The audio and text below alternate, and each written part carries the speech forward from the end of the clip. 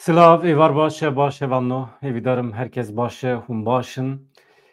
İro me çend dakika dereng dest pêkir, me 4 dakika dereng dest pêkir. Hinek amadekariyê me hebû, ji we lêborîn dixwazim em hema dest pê bikin ka ez hinek li we binêrim kîjan heva li vê dirê em tekmîla xwe bidin. Em hinek li hev halê hev bipirsin. Erê Kakil vê dirê, herkes vê dirê, Sabrîn Alî, Kayner li vê dirê, herkes vê dirê. Mala we ava hûn her hebin. Jan Roj li vê dirê.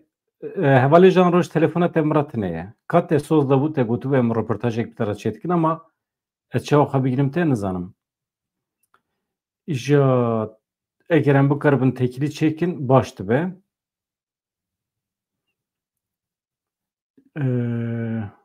Li ser Messenger tu dikarî mira bikevî tekilî ji ber ku ême tekiliya me ya taybet heqeten bi hevalê Jan Roj re tune ye.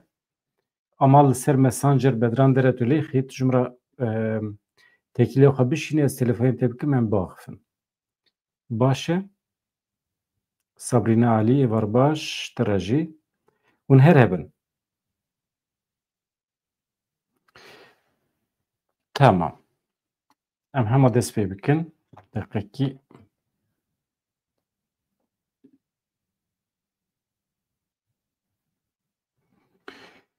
mi çend nûçeyên kin çêkirine ji we re ez îro nûçe pir dirêj ji we re naxwînim. Parlamentoya Ermenistanê daxwaza endametiya Yekîtiya Ewropayê kiriye. Dengdana ku çêbû îro li parlamentoyê derbas bû yani Ermenistan eger Yekîtiya Ewropayê erê bike Ermenistan dibe endamekî Yekîtiya Ewropayê ku Tirkiye bi salan e hewil dide bikeve navê ama nikare ji ber ku şertên Yekîtiya Ewropayê nayîne cî demokrasiya li Tirkiye tune ye. Yani şert û mercên endametiya Yekîtiya Ewropayê nayîne cî Tirkiye ew jî di serî de doza Kurd heye. Parlamentoya Ermenistanê yekem xwendina pêşnûmeya têkildarê destpêkirina müzakereyên endametiya ji bo Yekîtiya Ewropayê erê kir. Pêşnûme ku ji parlamentoya re hatibû pêşkêşkirin bi 63 dengên erê bi 7 dengên na hate qebûl kirin. Di pêşnûmeyê de ev yek tê gotin. Komara Ermenistanê ku armanc dike Ermenistanê bike welatekî ewle pêşketî weke îfadeya îradeya gelê xwe îlan dike ku pêvajoyê endametiya ji bo Yekîtiya Ewropayê êdî dest pê kiriye. Bi vê biryarê xwesteka Ermenistanê ya tekildarê nêzîkbûna ji welatên rojavare derdikeve holê hêjayê bibîrxistinê ye tabî di dawiya sala 2023 de Azerbaycana cîranê Ermenistanê Qarabağ dagir kiribû ku erîvan dibêje ev herem axa min e nûzanin Qarabağ Kurdistana Sor e yani. Kurdistana Sor li wê derê hatibû îlan kirin. Yani ne yawan e ya ne wan e a Kurdistanê ye. Ama pişra ji ber hewldanên dewleta Tirkiye Stalin Qarabağ ji Kurdan stend însanê wê derê jî koçber bûn Kurdistana Sor bidawî bû dîsa di rûyê dewleta Tirkiye'de wan girî kir wan zorê li Stalin kir ku Kurdistana Sor hilweşîne. Îje hevanno yani Bakûyê ev operasyon bi piştgiriya dewleta Tirkiye pêkanî bû heta wê demê hikûmeta Ermenistanê ji bo pêşîgirtina îlhaqa Qarabağê ya ji aliyê Azerbaycanê ve baweriya xwe bi piştgiriya Rûsyayê daanî lêbelê Rûsyayê li hemberî vê mijarê helwesteke pasîf nîşanda ev helwesta Rûsyayê bû sedem ku Ermenistan berê xwe bide bloka Rojavayê yani berê xwe bide Ewropayê. Ev kar û îş û karê Rûsyayê wisa ye mirovan nîvê rêda dihêle hem li Rojava Kurdan nîvê rêda hîşt bi taybetî li Efrînê û hem jî tê bîra we ji xwe helwesta Rûsya a meşhûr li Mihabadê di dema avabûna komara Kurdistanê a Mihabadê de Rûsya dîsa em di nîvê rêda hîştin. Hevando ka ji min re bêjin deng baş e? Ka îşaretekî bidin min ji bo deng ji kerema xwe re? Ya vê derê baş xuya dike li cem we jî înşallah. Tamam. İjar yani daxuyaniya Partiya Karkerên Kurdistanê heye ez dixwazim hûn bi baldarî bişopînin yani bîna lehvatinekî jêtê yani xuyaye li ser hin xalan li hev kirine ama heta çend roj berê jî Murat Qarayîlan gotibû tu tiştekî ji me re nehatiye beyan tune tiştekî tune bavekî birên resmî ji me re tiştekî nehatiye em jî wekî her kesî ji çapemenî hîm dibin ama îro ji daxuyaniya Partiya Karkerên Kurdistanê em hîm dibin ku hin tişt ji wan re çûne ama bi kîjan reyê çûne em nizanin ka em bixwînin êdî hûn çi jî fehm dikin em bi hev re lê binêrin hevan me. Îjar Donald Trump kawego deng baş e ez li pêya me binêrim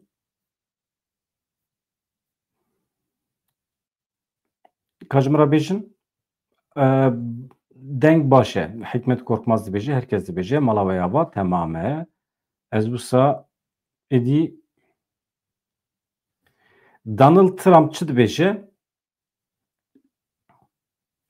eger Mısır û Urdun gotina min nekin yani Filîstîniyên li Gazayê eger pêşwazî nekin mîvan nebin welatê xwe ez dibê ez ê perê ku ji wan re dişînim ez ê qut bikim ez ê alîkariya wan bibirim alîkariya ku heta niha dikir hûn zanin ev her du welat jî hinek pişta xwedabûn Amerîkayê li ser wan dijiyan ez bawer dikim di dawiyê de Mısır jî Urdun jî mecbûrin gotina Donald Trump bikin.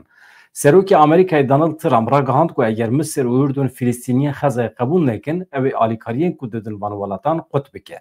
Trump li ofîsa Oval bersiv da pirsên rojnamegeran li ser pirsa eger Urdun, Mısır, Filîstîniyên Xezayê qebûl nekin hûn ê çi bikin gelo dibe ku hûn alîkariyên li ser wan qut bikin Donald Trump wiha bersiv da erê çimana eger qebûl nekin dibe ku ez alîkariyan qut bikim.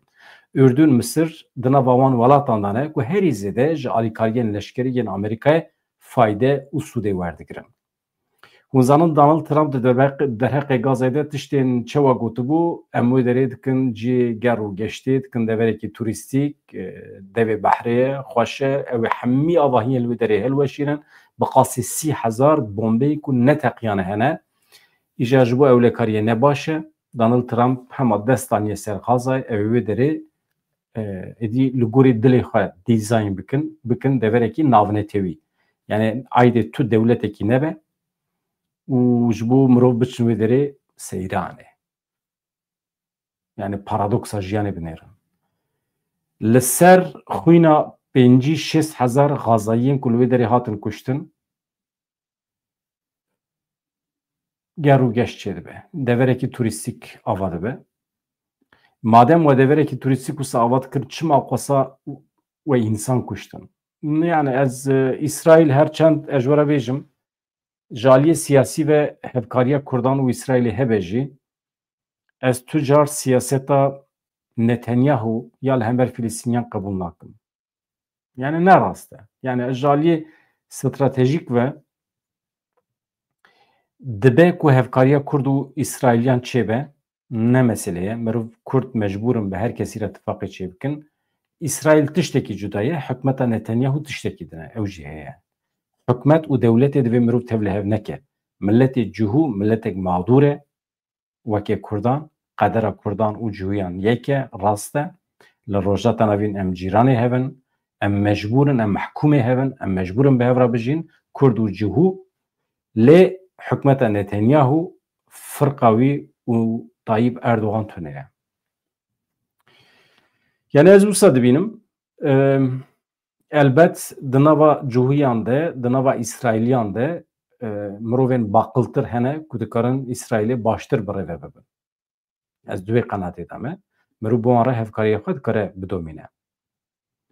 Serokê Rusyayê Vladimir Putin li pê çi ye gelo berê xwe nadin Kurdan li Kurdan germ nebûne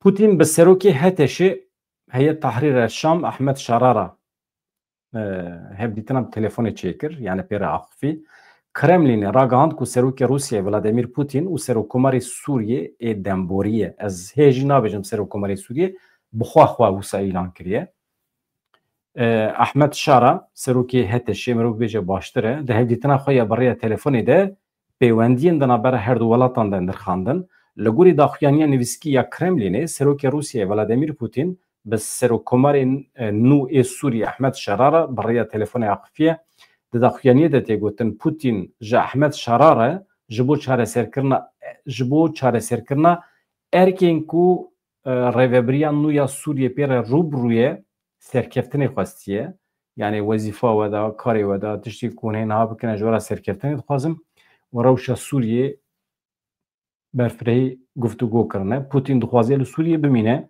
dixwaze hukmê xwe bidomîne tabii Beşar Esad li Rûsyayê Beşar Esad xetayê herî mezin ku kir bi Kurdan re li hev nehat. Tim weke rejîma Baasya berê tevgeriya Kurd înkar kirin, statûya Kurdan qebûl nekir, rêveberiya Xweser ku ev 12 salin li Bakur Rojdatê Sûriyê pêk tê, li Rojavayê Kurdistanê pêk tê, pergaleke 12 salî pir caran pêşniyaz li Esad hate kirin. Were em li hev werin vê sîstema me qebûl bike Sûriye tu bixwazî li temamê Sûriye pêk bîne vê rêveberiya Xweser bila hin herem weke Heleb weke Swêda bila hinek Xweser bin û tu jî li wê derê li Şamê tu dikarî rêveberiya xwe bidomînî yani rêveberiyekê ne navendî be qebûl nekir û hilweşiya çû û em hêvî dikin ku aynı aqûbet li serê Tirkiye ve li serê Tayyip Erdogan be ew jî hilweşin ama li şûna wan tabii rêveberiyeke radîkaltir ji wan xirabtir neye. Li Tirkiye ew îtîmal heye yani Tayyip biçe jî kesên ji Tayyip xirabtir dikarin werin ser hukm.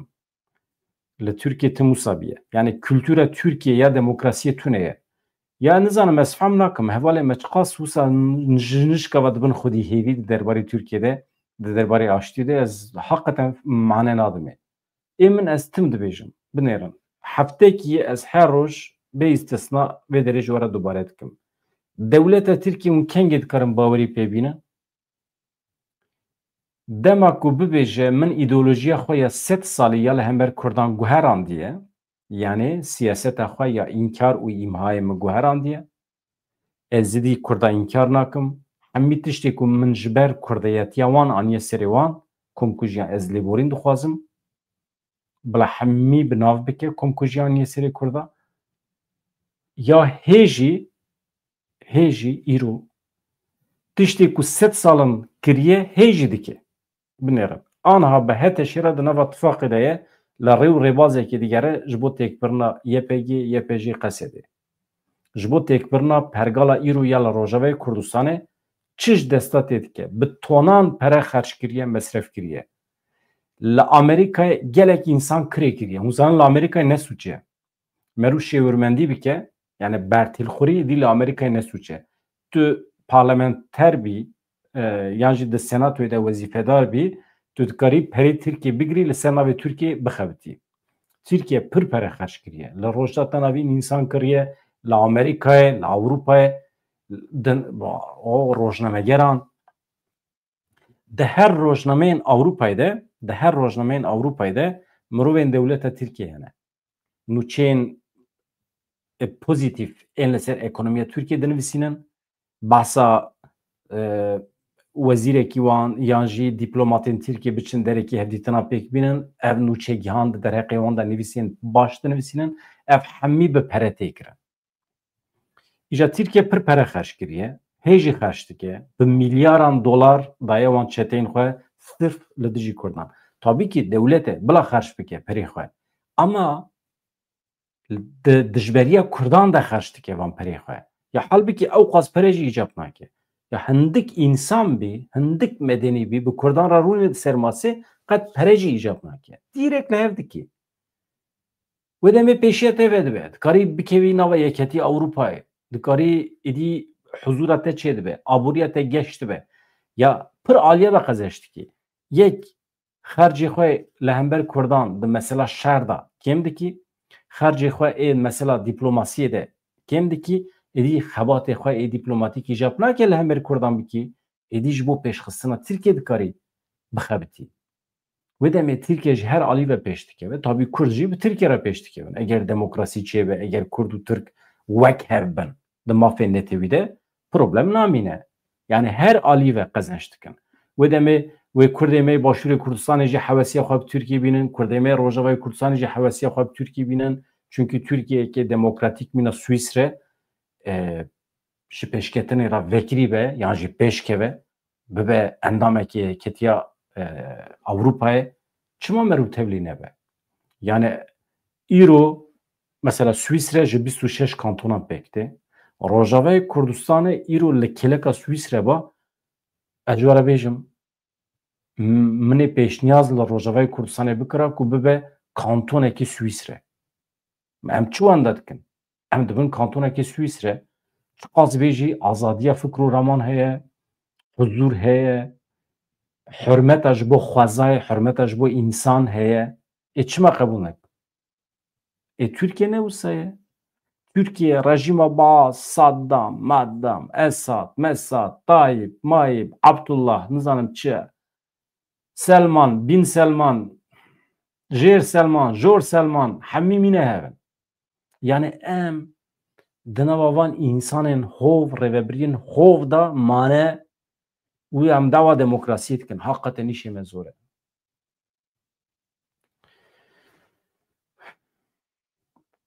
İşe zore û dibe ev hewldana Kurdan ya ji bo demokrasiyê ya ji bo aştiyê dibe hûn fehm bikin ku ne hêsan e. Mirovê li hemberî mirova hirç be merû çawa muamele dike ya hirç tu çawa nezî wî bibî ya û serhet e yani. Îja Putin bi el şerara daxife ez bawer dikim dixwaze bandora xwe ya li Sûriyê li ser piya bigire têkçûna xwe qismî ve jî dixwaze veşêre Putin mijara me ev bû niha em biçin Londonê hevalno London hin hevalê me ji Londonê li me temaşe dikin ez zanim silav û rêzê xwe ji wan dişînim hevalê me ê Londonê hin heval tabî em davet kirine Londonê hêvî dikim demên pêşme de em bikarin biçin li wê derê li Müze Nasyonal heye li Londonê ez dixwazim biçim hem berhemên Da Vinci hene dixwazim temaşe bikim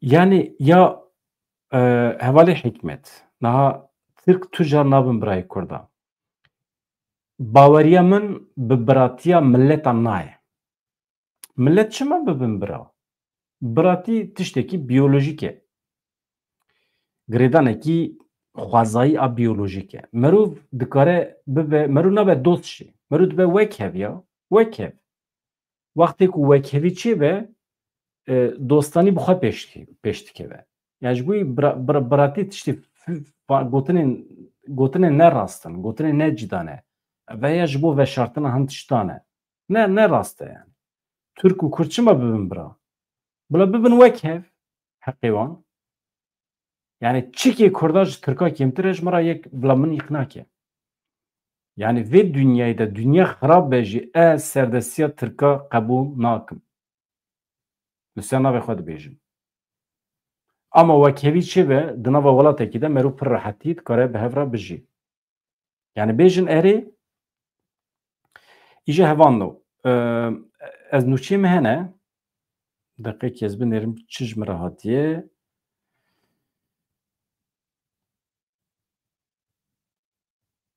süper îja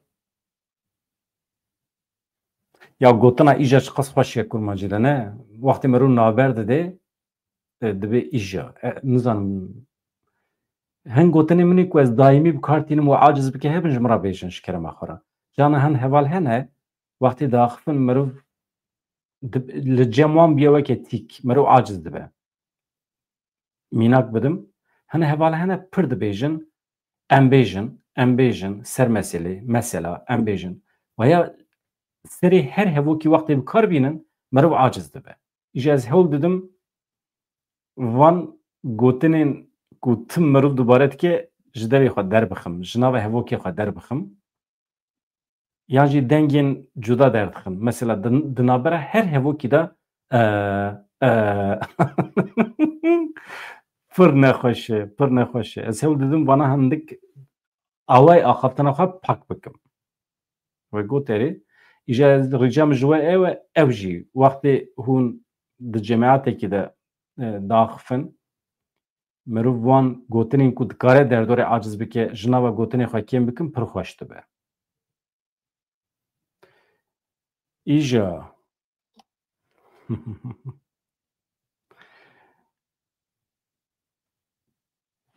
ام بیجن ایجار ام بیجن tamam ام نبیجن کم چی جورت خواند یا جان روش تو چید بیجی ترک ببختی براتی اری یا 22 27 دولتين عرب هنا حمي دولتين سختنه حمي عشيرتين مالباتن شخرا دولت شكرنا اردنجي وصايا وجالك دولتي دنجي وصانه اخا فلسطينيان داغر كرنا فلسطيني بجبر ده سيون پريشان بونه حقيقتا ايجا از نكبن ناوي از نوچي خواب دومينم هبانو Me London nexandiye na. Li Londonê doz de Kurd hatê nîqaşkirin ka min derin li Parlamentoya Ewropayê bû. Li Londonê di panelekî de rewşa jeopolîtîk ya pirsgirêka Kurdan ya li herêmê mafê Kurdan bandora şerê li herêmê hate nîqaşkirin. Navenda ji bo pêşxistina Kurdî li qesra Westminsterê ya li Londonê paytexta Brîtanya tabii panelekî hate li derxistin bi navê pirsgirêka Kurdan guherînên dînamîkiyên jeopolîtîkên li rojeta navî. Ev hate li derxistin. Di panelê de kî hebû axaftin kirin doçent doktor Jean-Roj Yilmaz Keleş ev hemî profesörün li zanîngehan ders didin doktor Sinem Arslan hebû ji zanîngeha Süsexê doktor Kamran Matin doktor Jeffrey Thomas Milley pêşter bûn bandorên guherînên jeopolîtîkên li rojeta navî nîqaş kirin yên li ser Kurdan yani çi dikare biguhere di derheqê Kurdan de ev pêvajoya nû ku li Tirkiyeyê niha hatiye destpêkirin cara yekem Dewlet Bahçeli bang li Abdullah Öcalan kiribû ku were parlamentoyê biaxife ku dawî li rêxistina xwe bîne li ser gotina wî ev pêvajo hatibû destpêkirin û her wiha di panelê de bahsa mafê Kurdan hatiye kirin girîngiya van meseleyan ji aliyê tekiliyê navnetî wî ve yani qada navnetî wî çi qas dikare piştgirî bide vê pêvajoya li Tirkiyeyê çi qas dikare piştgirî bide rewşa îro ya li Rojavayê Kurdistanê ev di wê panelê de hatine nîqaş kirin encama panelê wê çi bibe ya rastî tê nîqaş kirin di encama her panelê de raportê amade kirin han heval dipirsin ew qasa civîn li ser civînan tê çêkirin mesele çi ye wê çawa be ya çawa dibe mesela encama vê komxebatê encama vê seminerê wê weke raporekî were pêşkêş kirin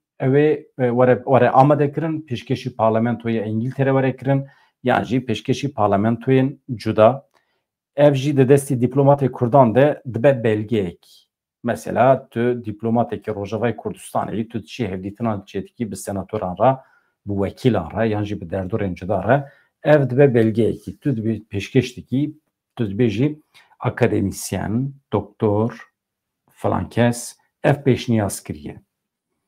İjer ew jî dibe referansek di xebatên dîplomatîk de. Xweş e yani.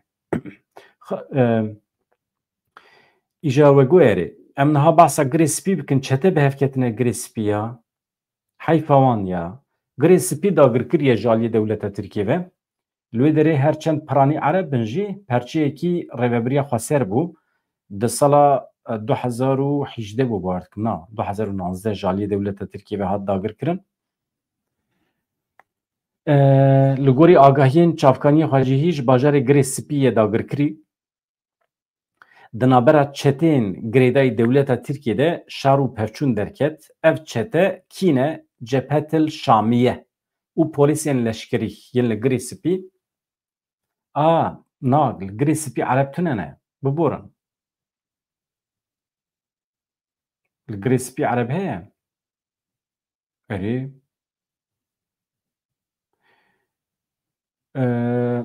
bawer dikim girê spî piranî erebin erê çünkü di binya Akçakalê de ye li wê derê herema ereban e êdî belkî jî zemanê xwe de herema Kurdan biye ama ereb lê hatine bicihkirin wextê ew kemera erebî heye û salê şêstî de bavê wî Beşarî siyaseteke wisa da meşandin anîn Erebên cuda yên deverên Sûrî anîn li girê spî bicih kir ji wê derê ew bihurekî ye ji Sûriyê tu derbasî Tirkiye dibî Akçakale Ruha li wan deran di navbera Serê Kaniyê û Kobanî de ye girê spî jê re dibêjin Telaviyet dibêjin çi dibêjin îja hevanno li wê derê aniha çetê hene hemî dibin desthilatariya dewleta Tirkiye'de ye niha bihev ketine pevçûne çend kes mirine ji we re bêjim di encama pevçûnan de heta niha ji her du aliyan neh kes hatine kuştin deh kes jî birîndar bûne çavkaniyê ji wê derê dibêjim beriya du rojan jî li ser deriyê Sînor pevçûn çêbûbû di roja destpêkî ya pevçûnan de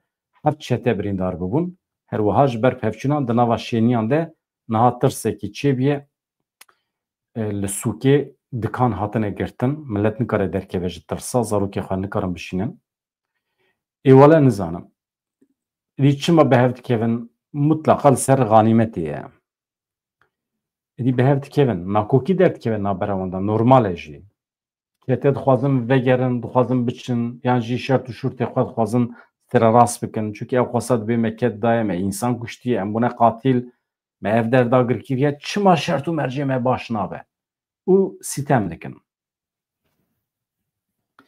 niha parlamenterê Dem Partiyê pêşniyaz kir ku zimanê Kurdî li Tirkiye bibe zimanê fermî ev baweriya we pê heye ku tiştekî wisa çê bibe yani baweriya we pê heye di çarçoveya vê pêvajoyê de zimanê Kurdî jî weke Tirkî bibe zimanê fermî li Tirkiyeyê eger çê nebe nabe mecbûr e çê bibe wê demê pêvajo bi ser nakeve ew pêvajoyê ku di encama wê de zimanê Kurdî nebe zimanê fermî çi mana wê pêvajoyê heye ji me re bêjin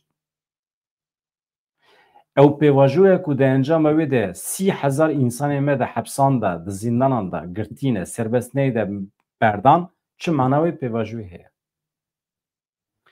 ew pêvajoyê ku di encama wê de însanên me li mala xwe xwe di nava huzûrê de aramiyê de hîs neke çi mana wê pêvajoyê heye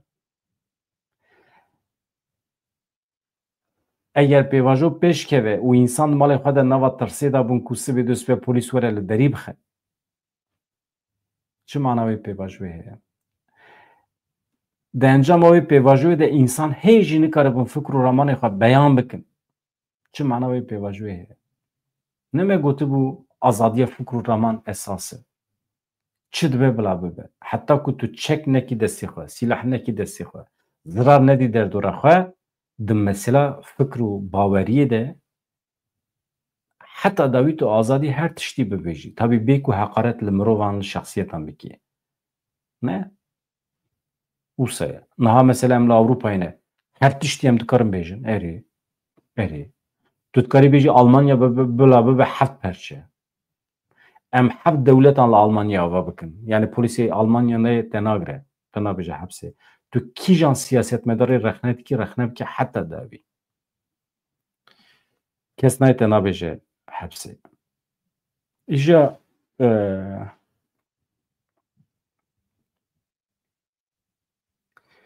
ez behsa wê bikim hevanno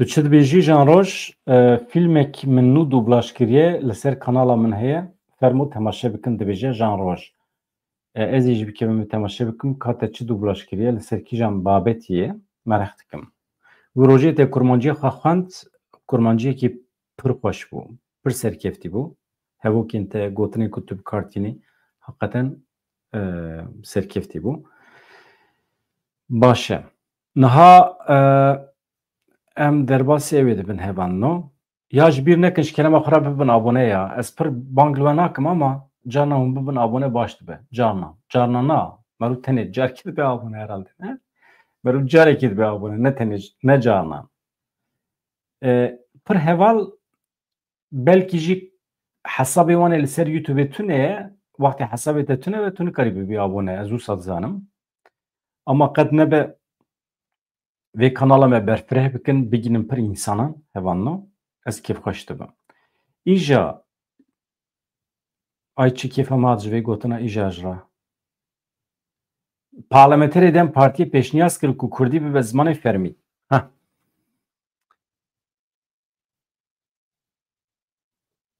Berê ku em behs bikin Qesedê bersiv da êrişên dewleta Tirkiye. Niha hûn zanin dewleta Tirkiye êrişê xwe domîne hevanno.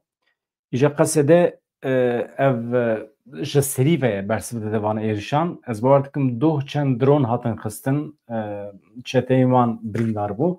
Lê şer weke rojên destpêkê pir gur nene. Hêzên dewleta Tirkiye çeteyên wan bombe dibarînin. Derdora Sirrînê, bendava Tişrînê.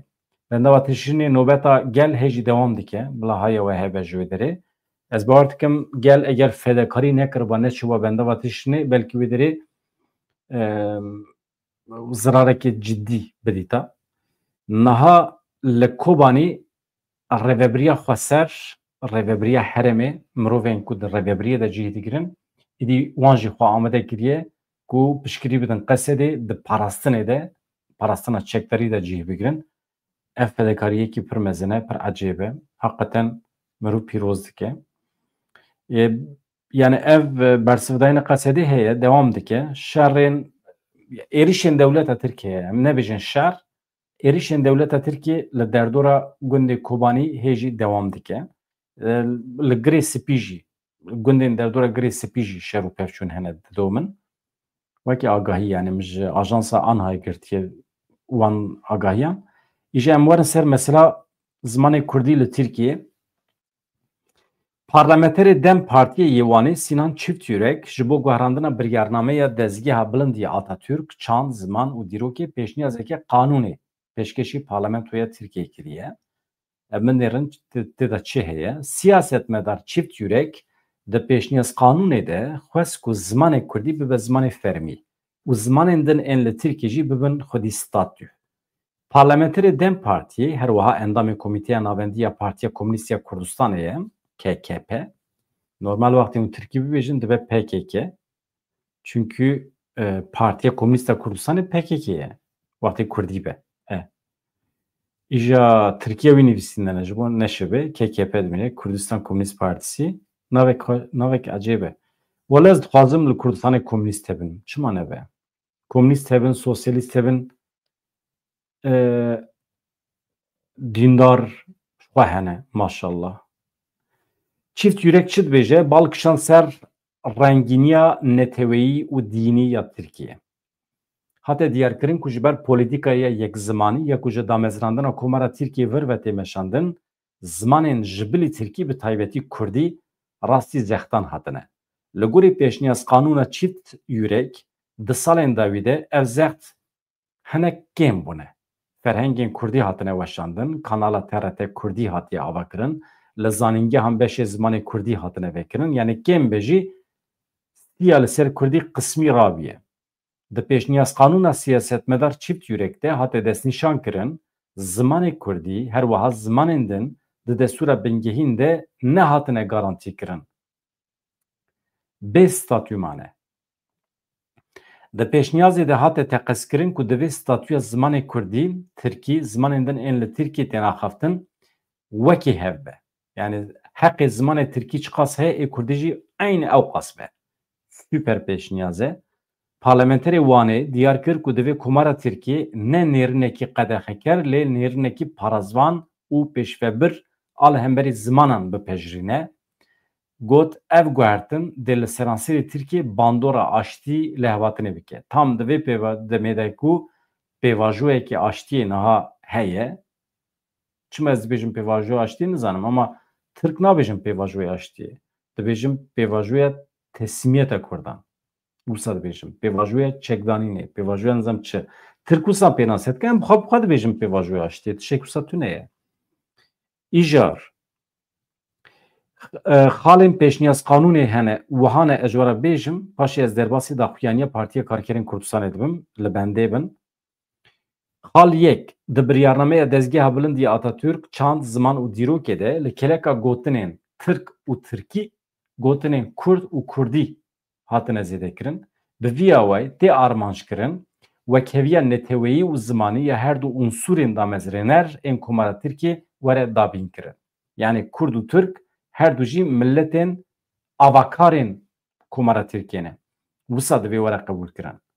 Du, qanûn ji roja weşandina xwe ve wê bikeve meriyetê. Sê, Serokkomarê Tirkiyê ji bo rêvebirina qanûnê hatiye erkdarkirin.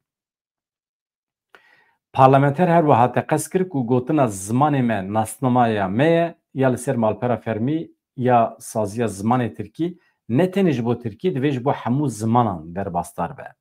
Yani zimanê me nasnameya me ye ev di saziyên fermî yên Tirkî de hatiye nivîsandin rast e ama ne tenê ji bo Tirkî ji bo Kurdî jî divê eynî awayî be. Tuncer Bakırhan telefonê Dewlet Bahçelî kiriye. Ne xweş e, xweş e. Dem Partiyê bi daxuyaniyekê ragihand ku hevserokê Dem Partiyê Tuncer Bakırhan ji ber nexweşiya wî telefonê serokê MHP Dewlet Bahçelî kiriye ku ew jî avakarê vê pêvajoyî ye. Êdî xirab dike, baş dike nizanim ama pêvajo da dest pê kirin. Dem Partiyê di daxuyaniya xwe de got hevserokê me Tuncer Bakırhan telefonê serokê MHP Dewlet Bahçelî kiriye ku demekî berê emeliyet bibû niha hêjî li nexweşxaneya û jê re şîfa xêrê xwestiye. Bakırhan rewşa tenduristiya Dewlet Bahçelî pirsiye, gotiye di mijara xebatên aştî û biratiyê de pêwîstiya Tirkiye bi we heye.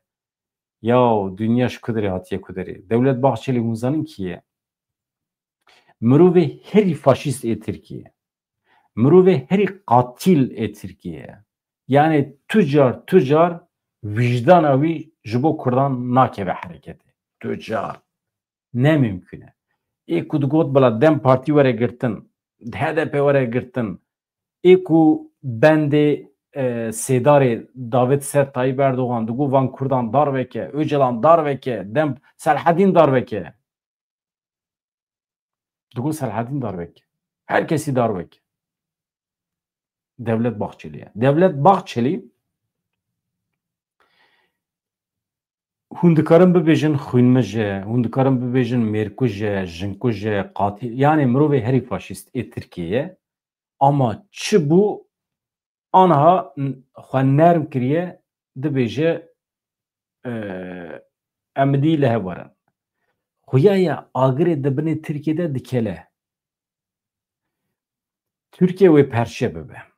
Wê hilweşe. Tişta ku hatiye serê Sûriye ve were serê Tirkiye jî ez dibêjim qey bîna vê meselê girtiye. Anha dixwaze Kurdan bixapîne ji bo ku Tirkiye ji vê felaketê rizgar bike. Wekî din sebebî tune. Tu însanekî vê dünyayê de nikare min îqna bike ku Dewlet Bahçelî wekheviya Kurd û Tirkan dixwaze. Na, eşxa mêrik jî nabêje ez wekevî dixwazim ya. Mêrik dibêje hûn Tirkin dibin nasnameya Tirkbûnê de werin li Tirkiye em qarşî we nabin. Em dest nadin we. Hûn tenê dikarin bijîn. Yani jalî fîzîkî ve hûn dikarin bijîn ha. Ne weke netew. Deme beriya çend meha ji were gotibû. Netew weke însan e. Ji bo tu bijî weke însan divê pêdiviyê te bi xwarin heye, bi nan heye, bi sêhetê heye, bi oksîjenê heye. Ne pêdiviyê te bi tin tişta heye. Fîzîkmen ji bo tu bikaribî ser piya bimînî. Netew jî aynen bi vî şeklî. Ji bo ku netewekî li vê dünyayê sax bimîne pêdivî heye ku coğrafya xwe biparêze, ewlekariya xwe biparêze, ewlekariya xwe yani temîn bike, zimanê xwe biparêze. Çand û kültûra netewekî pir mühîm e. Netewekî bê kültûr, bê çand, bê müzik dibe? Nabe. Bê ziman dibe? Nabe. Ha. Eger tu ji netewekî re zimanê wî qedexe bikî, çand û kültûra wî qedexe bikî, tê wê manî ku te ew kuştiye, yan jî te mehkûmê kuştinê kiriye. Mana wî tune ye. Çünkü tişta ku netew dike netew çar pênc xala. Coğrafya ye, ewlekarî ye, çand û kültûr e, ziman e, belkî hin tiştene perwerde ye mesela, ku ev netew ji bo bikare bes xwe daîmî bike divê dîroka xwe ferî zarokê xwe, ewladê xwe bike. Dîrok fêr nebî pêşe roja te sibe roja te tarî ye. Yani ev tiştê ku em hemî dizanin eger pêk neyê tu qedexe bikî tê wê manê te kuştiye. Ji servan me jî re em hemfikir in. Yani netew wekê mirov tiştekî zindî ye netew. Îjar Tuncer Bakırhan me gotibû erê jêra saxî û selametî xwestiye. Niha hevano ez hinek behsa vê meseleya Partiya Karkerê Kurdistanê bikim. Doh Nedîm Seven yek ji rêveberên PKK daxuyaniya wî me ji we re xwend. Lê îro daxuyaniyekî hinek cudatir hatiye. Şaxis nine Komîteya Rêveber a PKK daxuyaniyekî nivîskî eşkere kiriye. Daxuyaniya nivîskî dirêj e. Bi giranî behsa komploya navnetewî dike. 26 saliya komployê. Welatên ku tê de cih girtine filan şermezar dike. Daxuyanî normal çawa hûn texmîn dikin derbarê komployê de ev e. Her sal ev daxuyanî tê belavkirin. Êdî bi yekê bneşopî. Lê tiştek ku bala me dikişîne di derbarê vê pêvajoya nû de ka di nava hevokên vê belavoka Partiya Karkerên Kurdistanê de çi veşartiye, çi heye? Êdî ji we re dihêlim, ez dixwînim hûn bi xwe şîrovê bikin. Ka ji dewleta Tirkiye peyam çûye qandîlê neçûye. Navbenkar hene, tunene navberê de. Ama ez di wî qenaetê de me ku 15 Sibatê peyam ji İmraliyê nayê. Çünkü heyeta ku wê biçiya İmraliyê diçe başûrê Kurdistanê hev dîtin pêktîne Mesûd Barzanî re bi zarokên Celal Talebanî re Bafil Talebanî Kubat Talebanî re Nêçîrvan re hev dîtin pêktîne û heyetekî berfirê heye. Ev tiştek baş e. Yani bila tekîlî navbera Kurdan hebin. Ne bi rêya dewleta Tirkiye lê tekîliya Kurd û Kurd muhîm e çêbibe. Ew merov vê tekîliyê bi pêş bixe. Çünkü tu tekîliya xwe mirovê xwe re pêş nexî, dijminê te bi wan re pêş dixe. Îjar divê em taraftarê diyaloga navxweyî a Kurdan bin. Komîteya Rêveber ya Partiya Karkerên Kurdistanê PKK bi boneya salvegera komploya navnetewî ya 15 Sibatê peyamekî nivîskî weşand. PKK balkişand ser peyama ku tê payîn ji İmraliyê were û ji bo vê jî banga berpirsiyariyê li her kesî kir. Yani vê peyam tê ji kerema xwe re hesas tevbî gerin. Yani şert û şurtên Tirkiye çavê ku Tirkiye li Kurdanê re hemî bidin berhev ew hovîtiya li rojata navîn ku min ji we re gavadin behs kiriye. Tayyip, Mayyip, herkes. Di vê nava vaxwasa hovan de merû behsa demokrasiyê bike. Yani mîna ku di kadîna gayê da li derziyekî bigerî. Ev gotinekî Tirkî bûne. Di nava kadîna gayê de merû li derziyekî bige. Pir zehmet e. Yan jî gotinekê din Tirkî heye. Ama kurmancî wê heye tune nizanim. Divê merû bi serê derziyê evekî bikolê. Çi bikolê? Tiştekî wisa hebû. Bi serê derziyê merû bîrekî bikolê. Yani ew qas zehmet e. Divan şertan de merû dawa aştiyê bike. Tabii ev tiştê van tiştê ji we re dibêjim kurmancî de heye tune nizanim ama Tirk pir bikartîne van tiştana.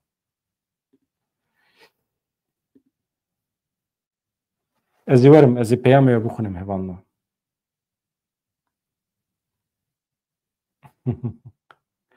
Te çi dibêjî ji me re mamoste?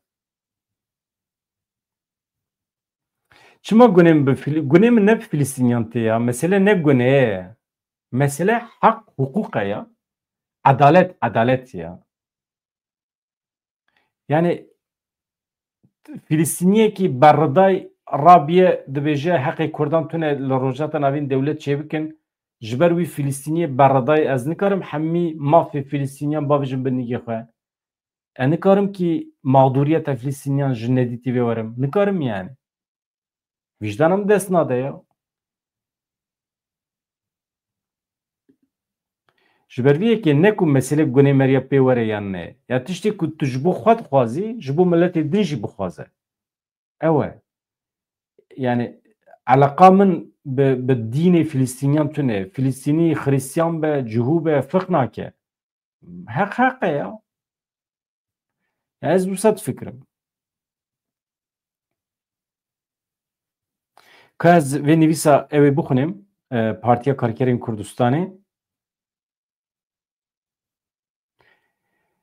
dibêje pêvajoyek daxuyaniya PKK aynen bi vî şeklî ye pêvajoyekê nû dest pê dike li Tirkiye wisa dixuye ku eger aloziyekê ciddî û destwerdanekê mudaxeleyekê darbeyî pêk neyê wê ji aliyê reber apo ve pêvajoyekê nû ji bo her kesî pêvajoya veguherîn ji nû ve avabûnê dest pê bike Balavelê dibêje eger darbeyekê çê nebe yani mudaxeleyekê darbeyî çê nebe demek ki hin xuyayê hin agahî girtine dibe ku deqa dawî de mudaxele jî werin kirin edî çi bîhsine nizanim xuyaya kêfa Partiya Karkerên Kurdistanê ji vê pêvajoya re tê em ji ku derdixin çünkü dibêje pêvajoyekî wisa ye eger dibe ku mudaxele were kirin wê Partiya Karkerên Kurdistanê PKK û gelê Kurd biguherin dewleta Komara Tirkiye wê biguhere rojhilata navîn hemî cîhan biguherin bila dewlet netirse rêbera po gelê Kurd wê dewletê xirab nekin hil neweşînin dêgirêdayê demokrasiyê baweyekê zelal ji nû ve ava bikin bila civaka Tirkiye netirse rêbera po gelê Kurd wê Tirkiye perçe nekin girêdayê azadiya gelê Kurd de ji bo demokratîkbûna Tirkiye bixebitin hewlên rêbera po û gelê Kurd yên tekildarê azadî û demokrasiyê wê ne li rojhilata navîn û cîhanê ne li hember tu kesê be wê ji bo her kesî berjewendiyên demokratîk werin esasgirtin diyar e li gel daxuyaniya rêbera po ya tê hêvîkirin ji îmralî were wê pêvajoyekê nû dest pê bike bêguman her tişt wê bi daxuyaniyekê pêk neyê elbet her tişt wê ji aliyê rêbera po ve neyê kirin wekê ku pirsgirêk ya me hemiyan e berpirsyarî jî ya me hemiyan e divê herkes di vê pêvajoya nû de erk wezîfe berpirsyariyên xwe rast fehm bike xwedî lê derkeve di pratîkê de cih bigire pêvajoya nû wê bi bendewariyan jî wê bi daxwazan jî pêk neyê tam berovajiyê wê bi tekoşînê bi xebatê bi rêxistinkirinê wê bi ser keve girêdayê van yekan di serî de jin ciwan em bang li hemû gelê xwe dikin bang li hêzên demokrasiyê yên Tirkiye dikin bang li hemû dosyên xwe yên demokratîk dikin ku rêbera po ji nêz ve bişopînin teqîb bikin wî rast fehm bikin di pêvajoya nû de baweyekî xurttir xwedî li erkê xwe li wezîfeyê xwe li berpirsyariyê xwe derkevin daxuyaniya Partiya Karkerên Kurdistanê derheqê vê pêvajoyê de ev e ama we çi jî fehm kiriye hûn dikarin vîdyoya min bigirin şûva û dubare godar bikin yani mesela tabii pir zû ye merov şîrove bike ama merov zane ku ji vê pêvajoyê kêfxweş e ji encama ku hêvî dike ji vê pêvajoyê kêfxweş e yani dibêje em wekê PKK em wekê gelê Kurd em ê biguherin mesela çima guherînekê çewa ama îzah nake dewleta Tirkiye wê biguhere rojhilata navîn jî wê biguhere hemû cîhan wê biguhere ez nizanim guherînekê çewa tabii ki her tişt diguhere ama vê derê de mesele ne guherîne guherînekê çewa ber bê ku derê ve em diçin bila dewlet netirse milletê Kurd wê dewletê xirab nekin girêdayê demokrasiyê bawekî zelal ji nû ve ava bikin yani tiştekî binêrin milletê Kurd dibe wê dewletê xirab nekin girêdayê demokrasiyê bawekî zelal ji nû ve ava bikin tiştekî ji bo jinûva ava bibe pêşî divê hilweşe. Tiştekî heta hil neweşe, heta serûn bin nebe jinûva ava nabe. Ancak tu dikarî li ser wî zêde bikî ama ava nikarî jinûva ava bikî. Bila civaka Tirkiye netirse rêber Apo gelê Kurd ve Türkiye perçe nekin. Girêdayê azadiya gelê Kurd yani di çarçoveya azadiya gelê Kurd de ji bo demokratîkbûna Tirkiye bixebit. Hewlên rêber Apo û gelê Kurd yên tekidarê azadî û demokrasiyê wê ne li rojata navîn ne li cîhanê ne li hember tu kesekî be. Yani xebatê ku em di nav dane ne li dijî kesekî ye. Herkes wê karibe tê de berjewendiyê xwe bibîne. Ê de were vê tişt Tirka re bêje. Tu nikarî Tirkan îqna bikî ku di naskirina statûya Kurdan de berjewendiyê wan heye. Mesela tiştê ku destpêka bernamê de min ji we re got. Eger Tirkiye rastiya Kurdan qebûl bike, ziman û çand û nasnameya tiştê ku Kurdan dike Kurd yani netew dike netew qebûl bike, bikêrî wan tê, fayda wan tê de heye. Em wisa difikirin. Ama de were wana îqna kir. İqna nabin. Na. Çima îqna nabin? Çünkü siyasetekî 7 salî heye heta îro hatiye. Di çarçove vê siyasetê de millet wisa hatiye perwerdekirin. Dîrok wisa hatiye nivîsandin. Pêşeroj wisa hatiye avakirin. Beka sorunu dibêjin. Beka çi ye? Beka sorunu. Tayyip Erdoğan, Devlet Bahçeli sibê heta êvarê dibêjin Türkiye'nin beka sorunu. Ya tirsa wan ya ji bo pêşerojê heye. Son dawan ya netewî heye. Son da netewî çi ye? Mîsaqê millî. Mîsaqê millî Kerkuk, Musul, Duhok, Akre, Hewlêr, Heleb, Qamişlo, Şengal, Raqqa, Tebqa, Dêre Zor hemî digire nava xwe dagir dike, dewlemendiyê wê derê tamamen ji xwe re digire bi şertekî.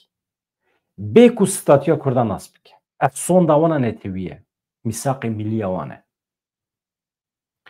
İja Kurd niha destpêkirine dibêjin ya temam mîsaqê millî te erê de ka me jî nas bike yani xweseriya me nas bike em bi xwe xwe rêve bibin tu jî merkezî be.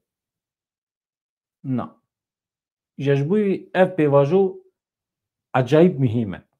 Em hatine ber devê du rêya. Çerxerê. Ya em ê bi Tirkiye re ya Tirkiye dibe însan mîna medenî dibe mîna dünya alemê em li hev dikin bi wan re bi hev re dijîn. Ne tenê Kurdên Tirkiye ne tenê Kurdên Bakur. Ev pêvajo çawa ku heyeta İmralî çûye bi Mesûd Barzanî re bi Başûrê Kurdistanê re rêveberê wan re hevdîtin pêk dîne. Mazlûm Abdî re jî hevdîtin pêk aniye muheqeq pêk aniye. Çünkü Mazlûm Abdî haya wî ji pir tişta heye. Xuya ye tu Kurdên Rojhilat jî tê de cih digire. Bi qasî ku tê behs kirin İran jî tevlî vê pêvajiyê dikin. İranî jî tevlî dikin. Ya hemî ew heçar dewletên dagirkerên Kurdistanê medenî dibin, demokratîk dibin û Kurd jî êdî bê problem dijîn bi wara yan jî herkes di rêya xwe de şer û pevçûn dewam dike, xwîn davê qirikê û komkujî wekî gaz e dewam dike û dawiyê de jî êdî eger em li jiyanê bimînin em dibin xwedî tiştekî nabin xwedî tiştekî em nizanin. Ama pêvajiyekî pir zehmet li pêşiya Kurdan e aniha. Yani pêvajiyekî tarîxî ye. Ji ber vê yekî hesas e yani war rehet dibe mirov însana sûjbar neke. A te ev tavîz da, te ev tavîz ne wisa ye? Ya zehmet e ha. Mesela ez jî Kurdistan dixwazim, serxwebûna Kurdistanê dixwazim ama tenê dixwazim. Ama çawa pêk bînim? Tu ana ji me re bêjî temam keko tu dixwazî here şer bike. Temam ez çawa herim şer bikim? Ez li dijî şerim jî. Min ser û pela xwe nivîsî anti-militarîst. Ez anti-militarîstim. Ez li dijî şerim arkadaş. Bi rê û rêbazên çekdarî ez naxwazim heq bi dest bixim. Ez dixwazim azadiya fikr û reman hebe, azadiya diyalogê hebe ku me re bikaribe hemî daxwazên xwe bi rêya diyalogê pêk bîne. Ez alîgirê vê me. Hevan no ez xatir ve bixwazim. Min dirêj kir 5-4 deqe derbas bûn.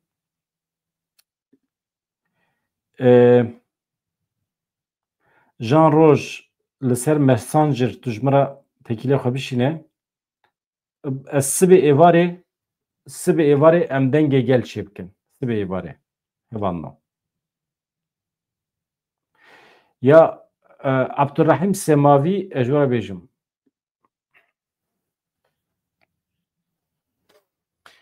Abdurrahim Semavi min daxuyaniya wî ya di rûda wê de xwend. Ez vî camirî samîmî û durust nabînim. Sebeb wî ji we re bêjim. Mesela beriya ku ev pêvajo dest pê bike, haya pir kese hebû. Ez ji we re rast bêjim, beriya salekî haya min jî hebû ku pêvajoyekî dest pê dike. Hatta min qismekî ji we re gotibû jî. Hevalê ku eger min dişopînin, 6 mehberê min dest bi YouTubeê kiribû. Min wê demê behs kiribû. Pêvajoyekî heye, li Ewropayê dest pê dike, dewleta Tirkiye di vê çarçovê de teklîfekî bêexlaq anîbû. İja ev camîr Abdurrahman çû tevlî kanala evê bû. Tevlî kanalekî bû Selim Çûrikaya. Tamam mı? Xanî TV kanala wan da hin tişta xifî beyan kir. Paşê derket min de evê de gudar kir. Rojekî di odeyên X'ê de Twitterê de min gudar kir. Mesela henekê xwe bi Öcalan dike. Yani ne ciddiye. Hem dibêje ez dikarim navbenkarî bikim, ez hem dikarim di vê pêvajî de rol bilîzim û hem jî me bi goyê xwe bihîst. Ya tevlî van odeyan dibe bi axaftinekî ne ciddî, meseleyekî tarîxî a 100 salî ew qasa kevin, meseleyekî qedîm a Kurdan, meseleyekî ku di encamê de bi hezara însanan ji jiyana xwe ji destane, radibe pir leqayît û wisa henek, wisa bi rewşa Rêzdar Öcalan henekê xwe dike û li zîndanê ye. Mesela nade berçav ku ev şexsiyet ji bo Kurdan mühîm e, ev şexsiyet ew qasa 26 sal di zîndanê de ye, tavîz nedaye dewleta Tirkiye.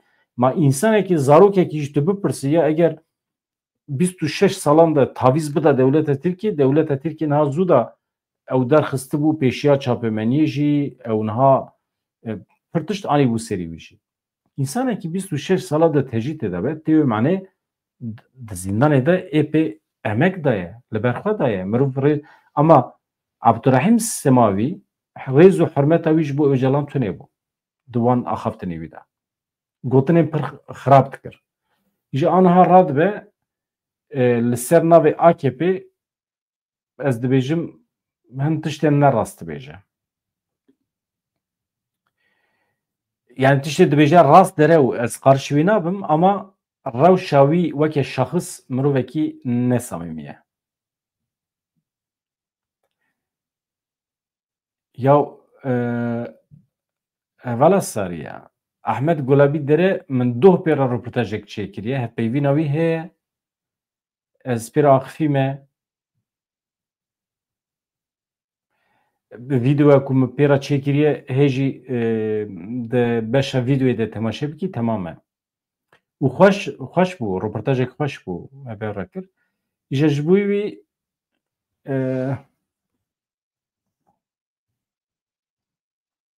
yani Atlas tiştê tu dibêjî nerast in. Yani mirov mesela Kurd ne wisa ye. Mesela Kurd giran e, giran. Giran e. Bi tirkara lehevkirin zehmet e. Yani wisa rihet e. Mirov însana sûcdar bike zanî. Rihet e. Rêyên zehmet hilbijêrin. Reşkirina însanan pir hêsan e. Ez dikarim niha hemî şexsiyetê Kurdan bigirim û tiştekî qulpekî bi wan vekim û reş bikim. Marîfet ne ye ev? Başa hevanno ez sibê êvarê em dengê gel çê bikin ne navî gotin ya we ye. Bi hêviya rojên xweş azad dem baş.